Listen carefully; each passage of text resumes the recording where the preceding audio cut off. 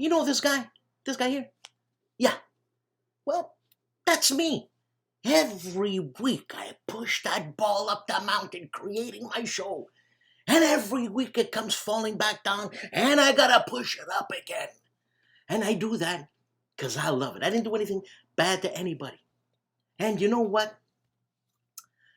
For all that work, you're watching my show. And every week, do you know how much that show cost? You, that is. Do you know how much that show cost you? $1.25. And you know what? What can you get for $1.25 today? Let's see. That's right. Nothing. But you get No Enemies Here Wargaming News, your source of wargaming and entertainment. Please support this channel. Buy me a coffee a week, man. That's $1.25. Thanks.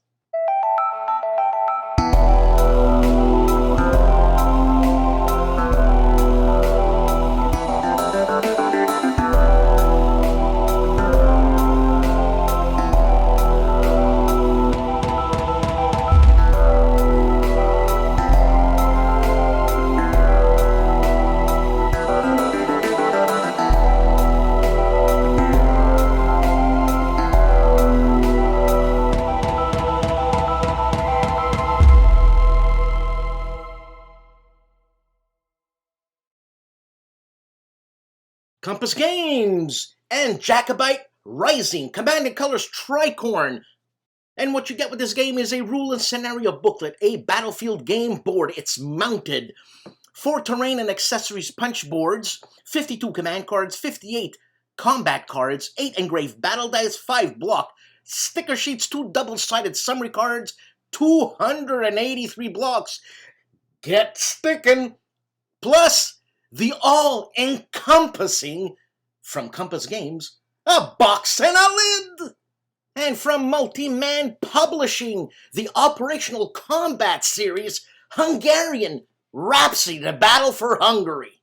And what you get with this game is the OCS Series Rulebook version 4.3, a Hungarian Rhapsody specific rulebook with historical commentary, designers, developers, and players' notes, scenario booklet, access table, Soviet tables, 2 OCS charts and table booklets, 2 22 by 34 inch maps, 6 counter sheets, 8 full color played cards, box, and dice. High-flying dice games and Desert Eagles, air battles above Israel, 1948. The game design is by Paul Rohrbaugh. What you get with this game is 1 8.5 by 11 inch map, 40 unmounted double-sided counters, and a rulebook. From Osprey Games, Undaunted, North Africa, a game designed by David Townsend and Trevor Benjamin. What you get with this game are 88 cards, 22 large map tiles, 4 dice tokens, and a campaign booklet. This is a 2-player game, playing time 45 to 60 minutes.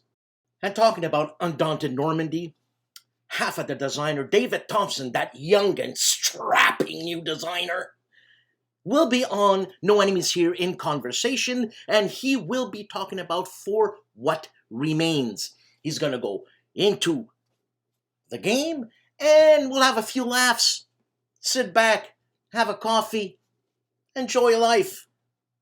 You get one shot. GMT and Beneath the Med, Regia Marina at Sea, 1940 to 1943. If this is a submarine game, who do you think designed it? Gregory M. Smith, of course. And what you get with this game is 1 half-full counter sheet, rule book, 6 play raid cards, 5 submarine display mats, 1 submarine patrol map, submarine combat mat, submarine patrol log sheet, 3 6-sided, 2 10-sided, and 1 20-sided dice, and it gets boxed. Hey, Compass Games really did something about this box and all that stuff. But anyways, it's a solitaire game. Complexity is medium-low, and solitaire suitability, well, if you listened, you know. Test tomorrow. The Battle of Rhode Island is Volume 9 in GMT's Battle of the American Revolution series by designer Mark S. Miklos. Plus a hidden gem of a bonus game, The Battle of Newport. And what you get with this game is one 22 by 34-inch double-sided mounted map board, 176 full counters, one series rulebook and one exclusive rulebook, 52 opportunity cards and 16 tactic cards, 2 player aid cards, and 2 10-sided dice. Complexity is medium, solitaire suitability is medium-low.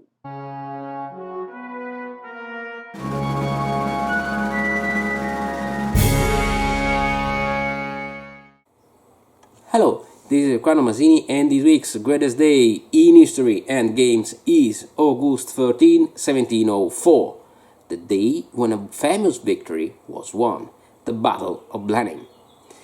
And it was won by a truly dynamic duo, one of the best partnerships in the history of warfare. No, not Batman and Robin, even better.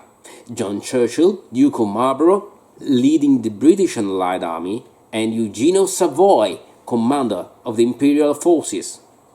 Together, the two faced a formidable foe, Bavarian troops of Count-Elector Maximilian Emmanuel and French soldiers of Louis XIV, the Sun King. The battle was one of the culminating engagements of the War of Spanish Succession, one of the many dynastic conflicts which essentially saw France struggling against all the rest of Europe for continental domination. Those are really fascinating wars, which actually define most of today's inner borders of Europe, but almost unknown and rarely considered by the general public outside of academic or strictly military circles. Blenheim, located in southern Germany, was a strange place to fight a battle, since until then the war was raging in other places like Spain or the Franco-Dutch border, and also Italy. But Marlborough had decided to make a surprise strike against Bavaria before Max Emanuel could directly threaten Vienna and take the Habsburg Empire out of the Grand Alliance against France. In so doing, he met with a man who was a military genius, a great politician and quite a good horseman, Eugene of Savoy, president of the Austrian Imperial Council of War. But most of all, a man who would become his most faithful friend and comrade at arms for the rest of his life. Now, don't get me started on Eugene, a truly fascinating and almost forgotten historical character. Suffice to say that he shared Marlborough's intuition, and against all advice and all military customs, the two actually sought an open battle in an era when the art of war was dominated by sieges. Marlborough marched from Holland, where he was stationed, to Bavaria in just 5 weeks, with a logistical masterpiece still studied by military officers of today. He linked up with Eugene, and quickly the two drew a battle plan, knowing that they would be outnumbered by the French and the Bavarians. The battle itself was a brutal affair. Eugene led his cavalry in a series of charges in the difficult bog terrain, while in the center Marlborough's British infantry engaged the superbly trained French soldiers. After almost an entire day of fighting, Eugene emerged bruised but victorious, while Marlborough launched a final charge of his own cavalry squadrons, breaking the Franco-Bavarian center. The last enemy troops gathered in the Blenheim village on the French right were surrounded and cut to pieces. The battle had been difficult, but it was an absolute triumph. Vienna was safe. The paradox is that such an important and interesting battle was quite soon downplayed for political reasons against Marlborough himself, and probably today still gets some fame, mostly thanks to the generation of wargamers who loved and rediscovered those conflicts. However, this week's game is not just about Blenheim itself, but the entire war, which led to the battle. No Peace Without Spain by Compass Games. This title can be considered a light card-driven game in the spirit of simple but deep strategic simulations like Washington's War. It focuses on the impact of political events, especially alliance shifting and minor conflicts, logistical issues, and extensive siegecraft. As for battles like Blenheim, they are very risky and volatile enterprises.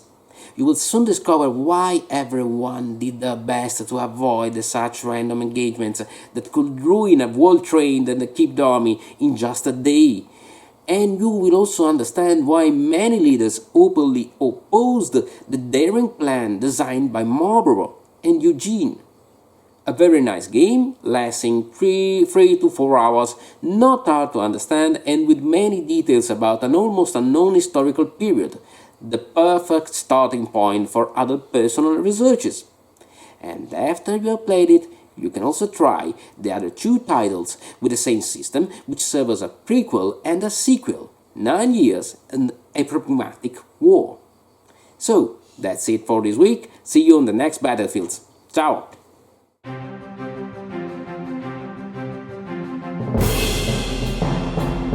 Mo of Mo's Game Table was busy with the Virtual Dragoons assembly. The first one, Happy Hour Welcome with Whiskey Charlie. The second one, with Uwe Eichert. And the third one of the Virtual Dragoons assembly, David Heath of Lock and Load Publishing.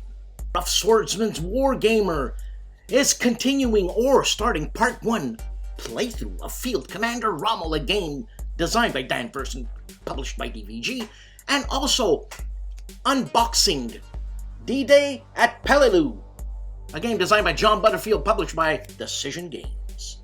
GIMPY of the GIMPY Gamer is doing parts 10 and 11 of Core Space Big Game, and also has a GIMPY Gal Guesses episode, Absolute Victory, a game by Compass Games. Seek out and play checks out Death Test and Death Test 2 by Steve Jackson.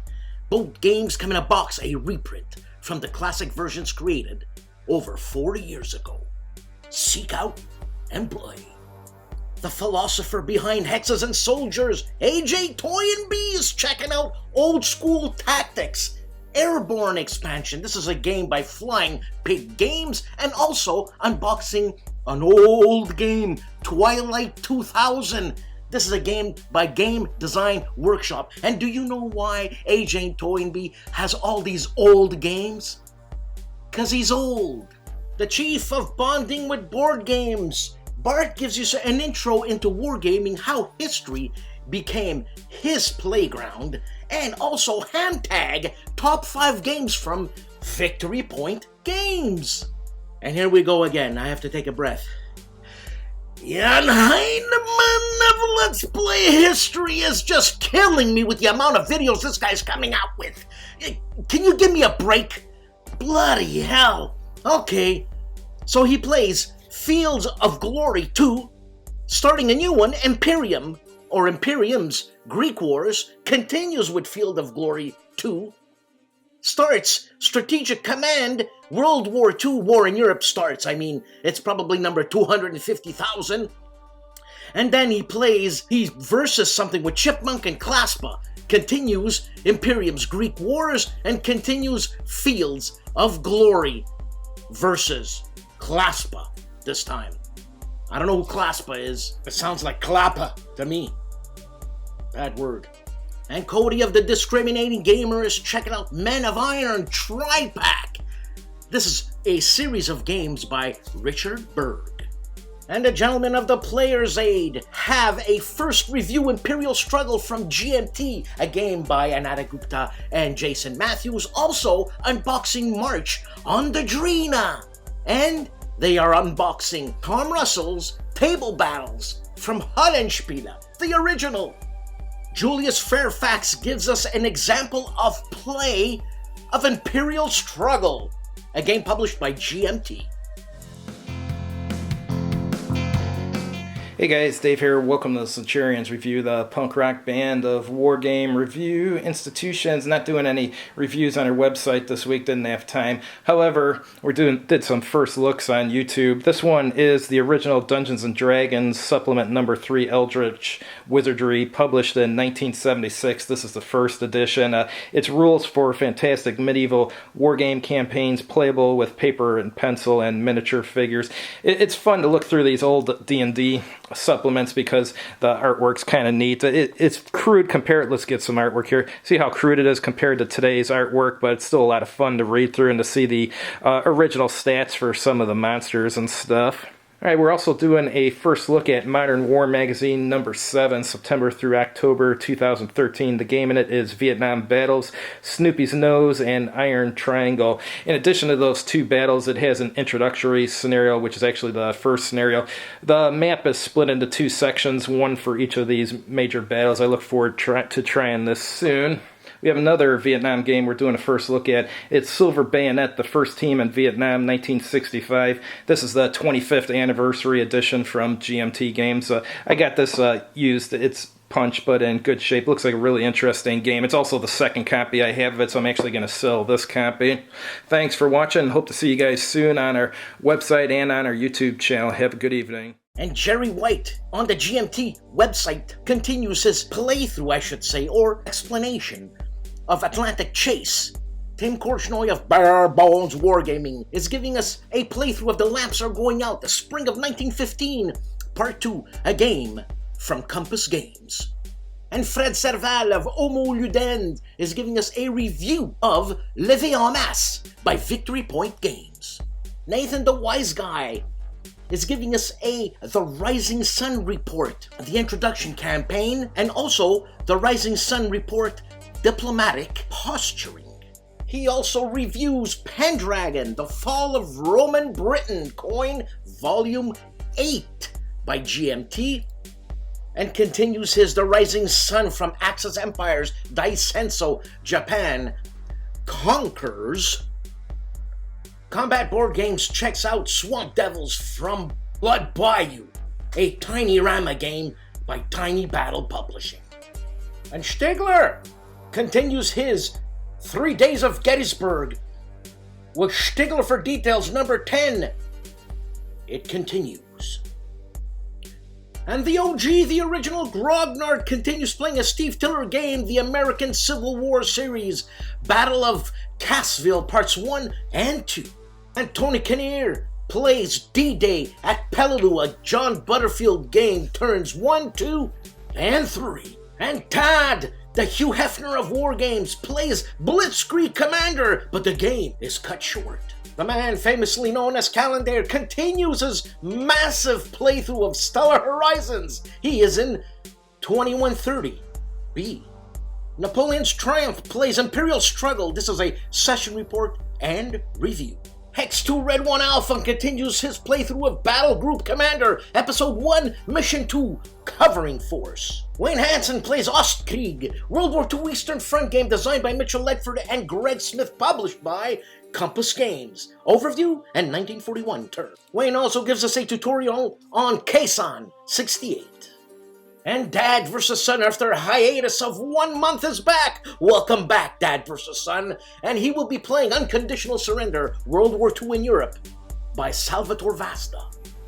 BLASTPOP does a quick look at the thematically questionable Pandora's Box Anomaly in Breakout First Panzer, published by Decision Games and World at War Magazine 69. There will be more to follow in the form of a review. You know, I wanted to make a fancy-dancy intro to this next contributor, which I'm very happy to have, but this is the only thing I could think of. Ladies and gentlemen, Jan Heinemann! Hi guys, it's Jan from Let's Play History, and Dan has asked me quite some time ago whether I would like to contribute to No Enemies Here by doing some short reviews of digital war games, and finally here I am doing so. And the very first game we gonna take a look at is Field of Glory 2. Those of you who are into miniature wargaming may know the Field of Glory rules series by Ridley Scott. It's a tabletop rules system covering ancients, medieval, Napoleonics, and so on.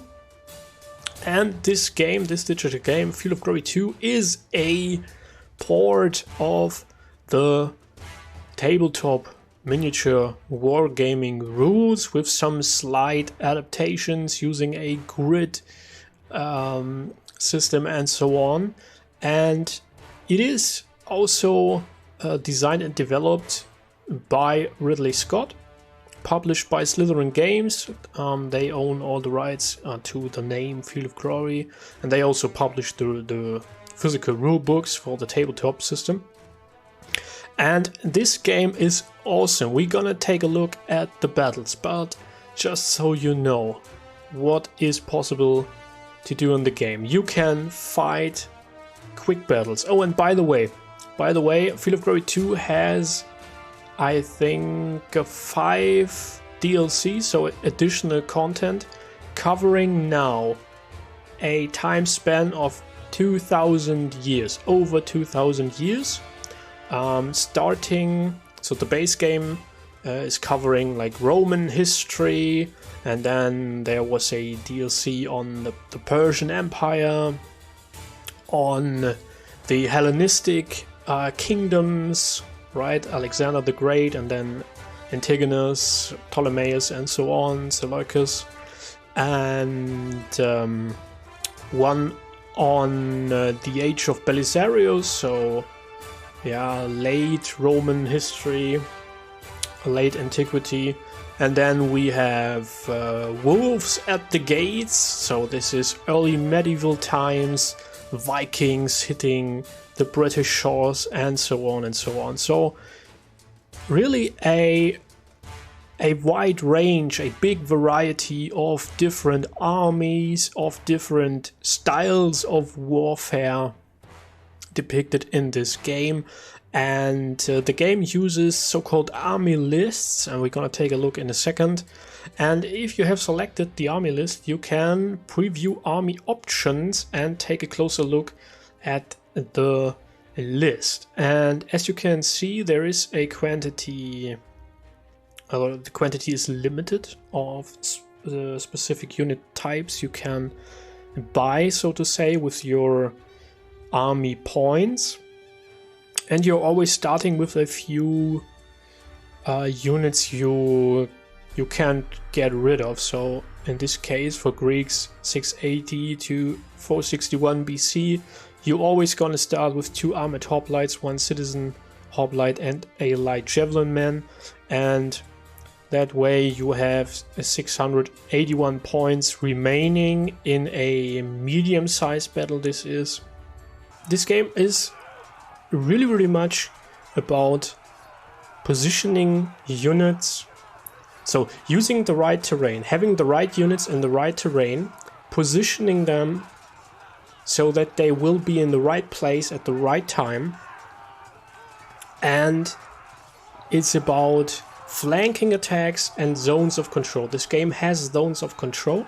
The secondary zone of control just stops movement.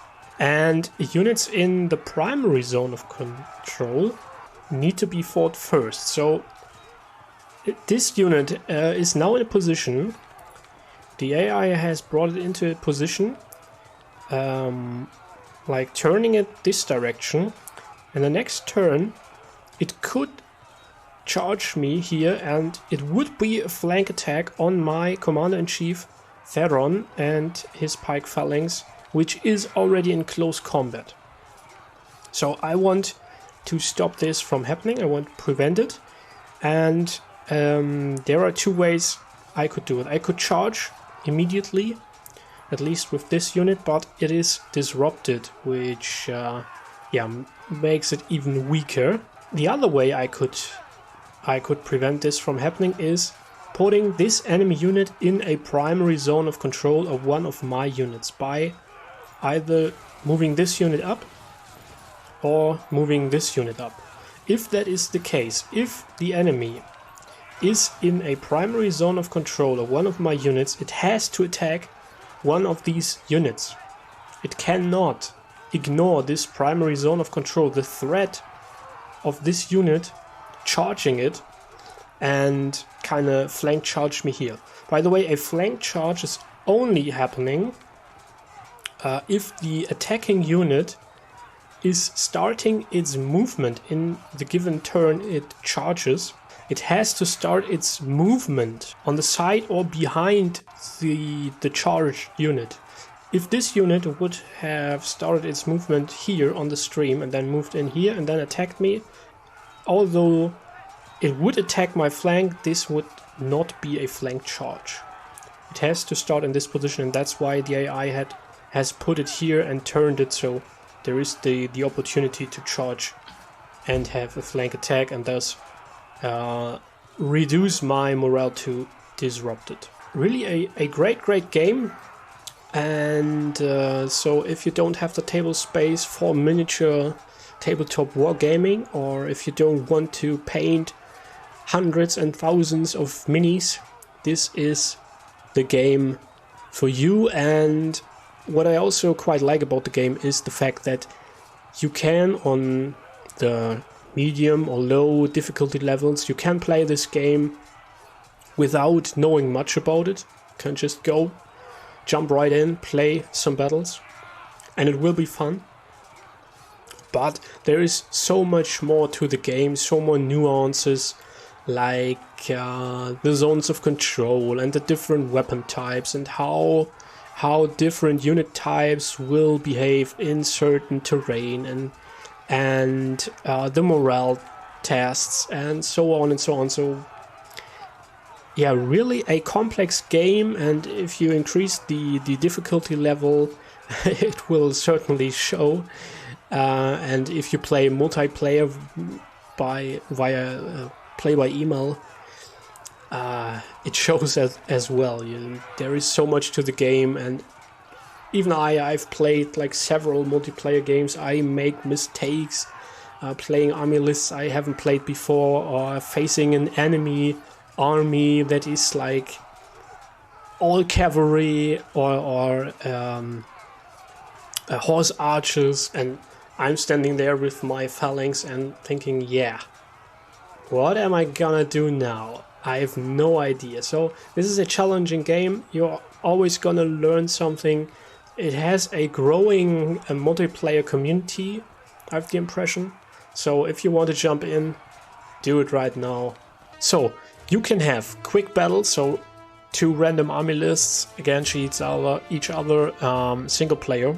You can have custom battles, so you select the 2 army lists and the victory conditions. You can play epic historical battles that partly come with the DLC, so the big battles of Alexander, the big battles of the Hellenistic kingdoms, the Diadochi, the big battles of the Romans, the big battles in Britain, the Vikings against Anglo-Saxons, and so on.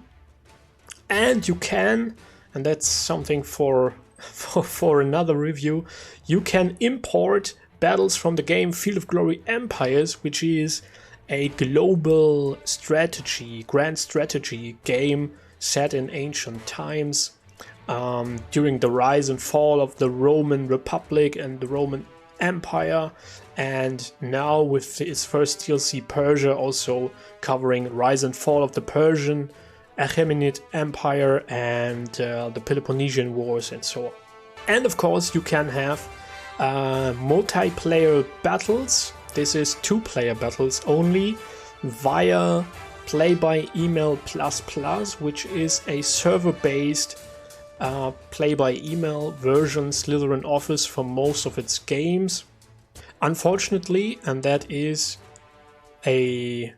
one of the few flaws I see with this game, you can't have live multiplayer, so it's always I make a turn, uploaded it to the server via the game lobby, and then your opponent will download it, play his turn or her turn, upload it again.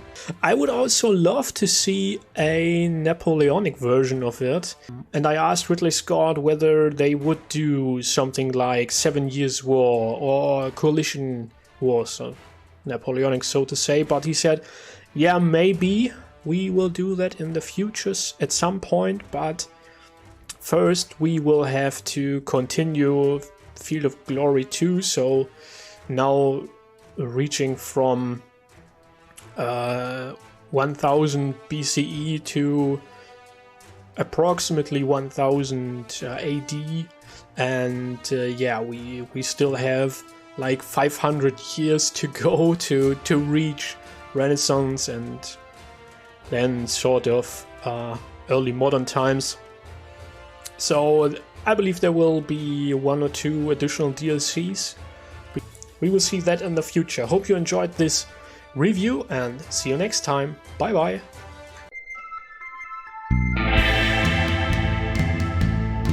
PKB Games, Philip K. Berger, and Trench Club. People have been waiting for this. It's on Kickstarter. It's already funded, obviously. And what you get with this stuff, you know what? Go check it out on the Kickstarter page, and yeah, because there's like lots of stuff. And you know what? They have a pretty cool combat system. Alright. GNT and Unconditional Surrender. Western Campaigns, a game designed by, you got it, Sal Vasta. If you have Unconditional Surrender World War II Europe, well, you gotta get this one. Why? Because you're a completionist. And what you get with this are 6 8x5 by 11 inch maps, a counter sheet, a rule book, a playbook, 2 11 by 17 play rate cards, a faction card, 2 6-sided dice, and a game box. Complexity is medium low, solitaire suitability is high. Timescale, monthly turns, map scales, 30 to 40 miles per hex or wing, and this is a 2-player game. You know those game boxes that we get from HOLLANDSPIELE or White Dog Games? You know, with the nice smell of firewood, charcoal. I like it. I did some investigating, and this is where they come from.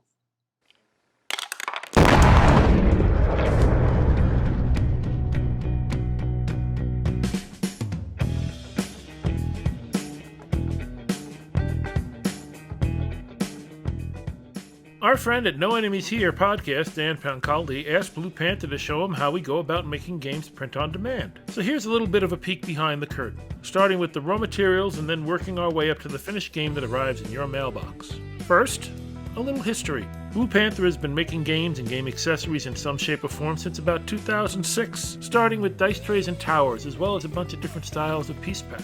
Soon Blue Panther started publishing our own games, Euro-style and abstract games that featured mostly wooden pieces. In 2011, we added the ability to print full color on almost anything flat. Also, someone asked us if we could print their games for them and then also ship them to people throughout the world, but especially for their US customers. That someone was Shoots Games of Australia, and we still make their games today. Over the years, we've done a lot of Kickstarter extras, custom games, and have an ever-expanding line of dice trays and towers. And custom projects for many of the better-known companies in the wargame side of things. We currently have several companies as full-service clients for printing and fulfillment for all their titles, including HOLLANDSPIELE and White Dog Games, amongst others. What started with a little hobby laser has grown into a full-time business. How do we go from blanks to a finished game? Well, like anything else, it's a process. And our entire process is essentially based on lean thinking, as practiced by Toyota and many other well-known companies. Except, we do it for games. By applying certain standards for raw materials, sizes, and patterns, and by having flexible cutting and printing equipment with little or no setup time required, it's now possible to print games on demand, one at a time or in small quantities, at a level of quality competitive with the conventional game printing. One difference, of course, is that our client companies don't have to order thousands of copies up front to get a reasonable unit price. As a result, they can take a look at topics that other companies may not consider viable, take risks, and explore different battles and themes in games without a large upfront investment. So, now let's take a look at how we do it. We start with 2 standard box sizes. Most clients opt for our Wargame box, while others use our standard box of a size similar to those like Steve Jackson's Munchkin game. We can also provide boxes of different sizes for custom jobs. The next step for most games is to make items out of chipboard, be it circles, squares, or stand-up pieces. With Wargames, this is usually a counter sheet of 1/2 inch, 5/8, or 3/4 inch in size. We provide standard templates to clients, and we can also do custom work. After the counter sheet is prepared to eliminate any laser marks, it then goes into our UV printing process. Like our laser, the UV printer is flexible and can do multiple products in the same run. We also use the UV printer to make smaller mounted game boards. One thing about war games is that they sometimes have bigger maps than most other games. That's why we have a dual capacity, wide media printer. We can handle individual maps up to 36 inches across by any length. Next time you're looking at a monster war game, you may be looking at one of our special order maps. In addition to printing one-piece paper maps, this equipment can also print on canvas. Our clients will often request canvas, and it comes standard in some of our games and is available as an upgrade for others. For items like rulebooks, player aids, and small game boards, we utilize a traditional high-end office printer that provides saddle-stitch rules, smaller maps, and box covers. Now it's time for assembly and packing. We have some of the usual stuff like assembly fixtures, shrink wrap machines, etc. And then we ship it direct to you or to distributors as our clients request. Blue Panther also offers custom dice and cards in small quantities. Soon, higher volume card decks will be available as we now have card cutting equipment and we're working on that process. Should be available in the fourth quarter of this year. If you'd like to become a client or talk to us about your prototype, crowdfunding project, or you just need a couple of good quality copies for development, you can reach us at questions@bluepantherllc.com or look us up Blue Panther LLC on Facebook. Thanks!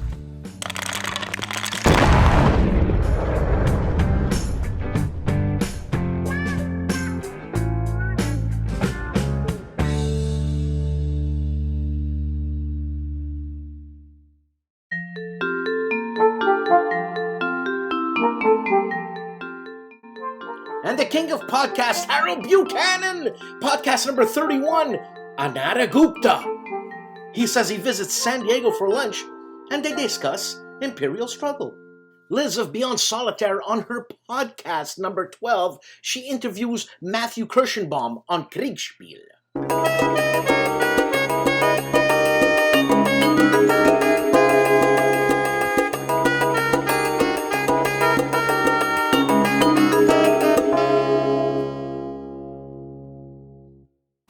Hey guys, Dave again. These are the 3 games I'm selling this week. The first is The King's War, the first English Civil War from 1642 to 1646 from Clash of Arms Games. It's open, but it's in really good shape and it's unpunched. Let's go through it real quick. It's got the dice here, rule book, little map. Actually, that's a recruitment display. Another one. The charts are there, and as you can see, there's lots of unpunched counters. And let's show you the map real quick. Map's pretty interesting looking. It's point to point, but it looks kind of cool.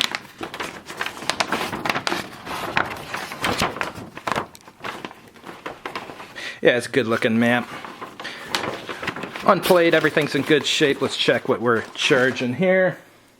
I'm charging $24 plus $12 shipping for this one within the United States. The next game I'm selling is Mark Herman's Washington's War from the American Revolution. It's a card-driven game from GMT Games. This one's played, but it's all there. Here's a rule book, playbook. Here's the player aids, one for each player. It's got a nice big map. I'm not going to open the whole map, but it's a point-to-point map. It's mounted real nice. And here's the tokens and the stand-ups here. The only caveat with this is I think I had lost a couple of the stand-ups, so I put in the stand-up holders from another game. I mean, it works fine and stuff, but it's just not the original. And here's a bunch more counters and tokens. And here's all the cards here. Boxes decorated and stuff as you would expect from the modern GMT games. This one I'm selling for $28 plus $15 shipping. Alright, next one I'm selling this week is Silver Bayonet, the first team in Vietnam, 1965. This is the 25th anniversary edition from GMT Games. This one's played, but it looks like it's all there. Here's all the counters. Some extra baggies. D10 dice. More counters. Here's the rules. And here's the battle board. And it's got crib notes here. One for each player. And here's the PAVN Hidden Movement, the US Player Aid card. And lots of these scenario cards here. And it's got these screens, one for each player. Here's the US one. Here's the one for the NVA player. And it's got a really big map. It's a mounted map. Thanks for watching. I'll put up the URL where you can see all the games I got for sale, or you can email me directly at the email address on the screen. Have a good evening. Another week, another show. Thanks for watching. Please subscribe. If you're watching it and you're not subscribed, just subscribe. Subscribe. I can't talk. I'm tired. I just came back from the farm. Oh, man. Days are good. Life is good. And I love doing this stuff, man. And stay tuned. Tomorrow I'm going to have David Thompson on my In Conversation segment. We'll be discussing his For What Remains trilogy. And should be fun. David Thompson's he's always fun. Besides being a strapping, good-looking guy. And please support this channel. Have fun. Have a great weekend. Like, sincerely, have a great day. Have a real good one, man. Have fun. Do what you normally do. Double it up, man. See you next week.